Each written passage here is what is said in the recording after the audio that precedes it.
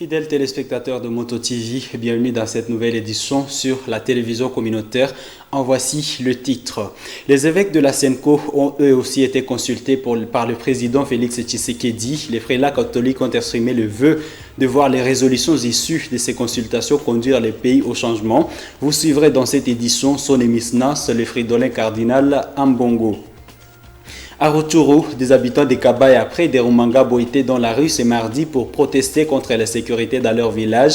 Depuis le début de la semaine, l'un d'eux a été tué et au moins 2 autres enlevés. Mesdames, Messieurs, voilà quelques titres. Restez avec nous pour l'intégralité de ce journal.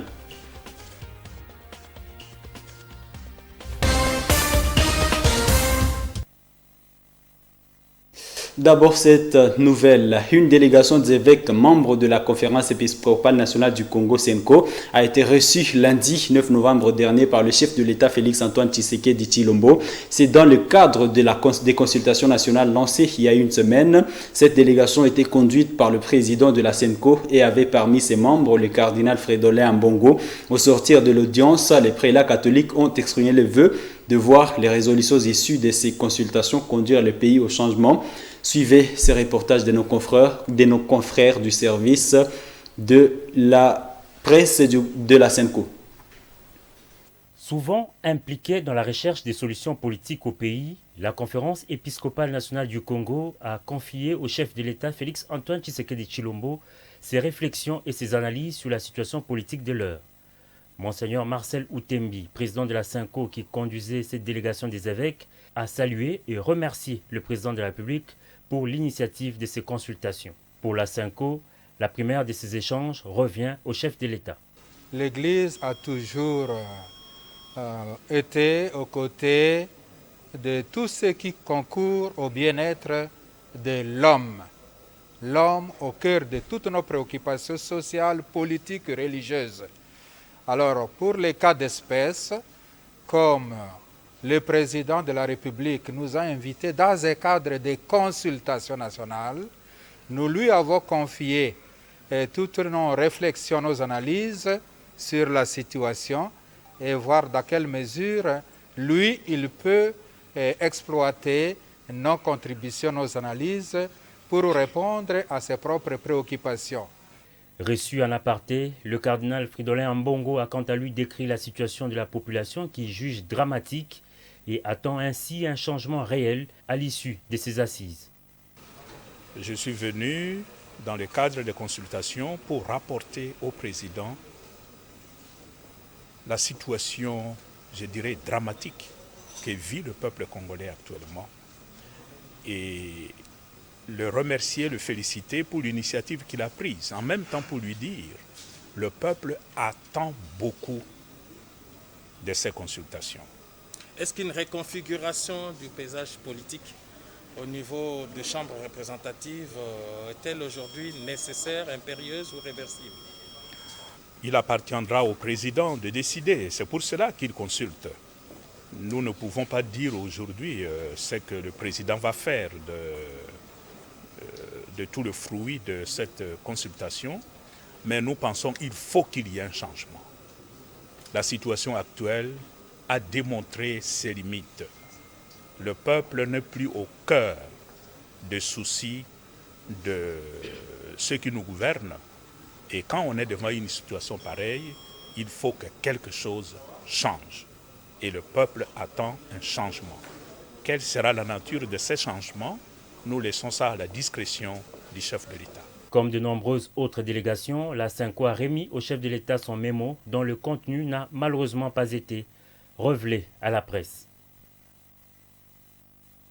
Parlons de l'agriculture dans cette édition du journal. Les centres d'adaptation et de production de semences améliorées CAPSA s'activent pour rendre disponibles les semences de base des pommes de terre aux agriculteurs du territoire de Lubero, basés à Luotu, à près de 30 km au sud-est de Butembo. Les CAPSA réalisent pour ce faire des essais multilocaux de près de 10 nouvelles variétés dernièrement importées de l'Ouganda, en vue de se rassurer de leur adaptation. Suivez ces reportages. C'est ici à Luotu que le Centre d'adaptation et de production des semences améliorées CAPSA réalise des recherches qui pourront booster la filière de la pomme de terre au Congo. Dans ces champs pilotes à petite échelle, les CAPSA expérimentent près de 10 nouvelles variétés de pommes de terre, les unes développées par des chercheurs locaux et d'autres importées de pays étrangers, notamment l'Ouganda. Une fois rassurés de leur adaptation, ils pourraient alors vulgariser les variétés auprès des paysans. Nous avons reçu 10 souches de pommes de terre de l'Ouganda. Comme vous le voyez, ce sont des variétés différentes. Il y a une première, il y a même des pancartes. La variété Naru porte 3. Il y a une deuxième, c'est Rwangume. À la récolte, nous allons évaluer la variété qui va se comporter le mieux, surtout par rapport à la production. Et si ces souches se confirment, c'est que nous pouvons déjà faire une grande commande à partir de l'Ouganda. Les CAPSA devra, dans le cadre du projet d'appui au secteur agricole du Nord Kivu, produire des semences de base de pommes de terre. Le centre n'est pas qu'à la phase de l'expérimentation. En collaboration avec d'autres chercheurs de la région, notamment ceux de l'université du Graben et du syndicat de défense des intérêts paysans, ils ont développé plusieurs variétés. C'est un entrepôt construit pour conserver au moins 100 tonnes de semences de pommes de terre en accueille aujourd'hui 10 tonnes. Des semences destinées à être vulgarisées auprès des paysans en fonction des résultats. En appuyant les activités d'adaptation et de production des semences, Charles Kitengera est convaincu que le CAPSA pourra aider le pays dans la production de pommes de terre de qualité. Vive tension ce mardi dans la localité de Kabaya, près de Rumangabo, en groupement Gisegiri, en territoire de Rutshuru. Les habitants sont descendus dans la rue pour dénoncer le meurtre dimanche dernier de l'un des leurs et le kidnapping d'au moins 2 habitants du village. Selon Radio Kapi, les manifestants ont quitté Kabaya, traversé le camp militaire de Rumangabo jusqu'à la route principale Goma-Rutshuru, qu'ils ont barricadé pendant plusieurs minutes avant d'atteindre le monument de Rumangabo, cela malgré les efforts de la police qui tentaient avant de les disperser. Ces manifestants ont exigé la restauration de la sécurité dans leur village. Ils soupçonnent les ex-combattants de Duma Divers of Congo rénovés et les militaires blessés de guerre cantonnés sans une prise en charge adéquate dans leur cas de Rumangabo d'être à la base de l'insécurité. Ils demandent ainsi leur délocalisation.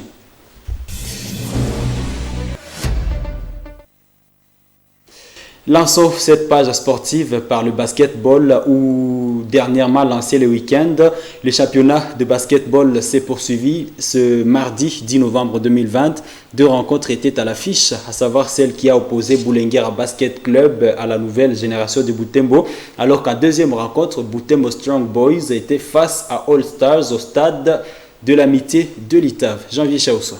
Dans cette première confrontation, nouvelle génération de basketball NGB a été fort que Boulenguera Basketball Club BBC a s'imposé sur un score de 67 paniers contre 49. Steve Montia, capitaine de la nouvelle génération de basket, très satisfait, promet enchaîner avec 2 victoires dans la suite du championnat.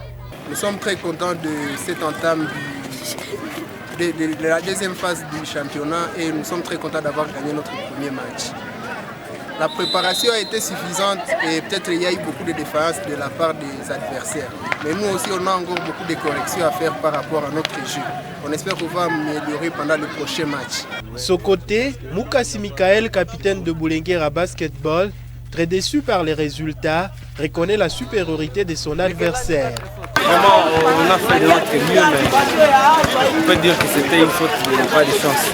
Mais on a vraiment tout donné, on a fait le 100%. La préparation était bonne, sauf que l'équipe adverse a fait plus de ténacité que nous. 1 heure plus tard, Butembo Strong Boys l'a emporté sur All Stars par 66 paniers contre 20. Ce championnat se poursuivra jeudi prochain avec 2 matchs à l'affiche. Nouvelle génération de Butembo jouera Ouragan Elite alors que All Stars matchera Ouragan Drago 1 heure plus tard.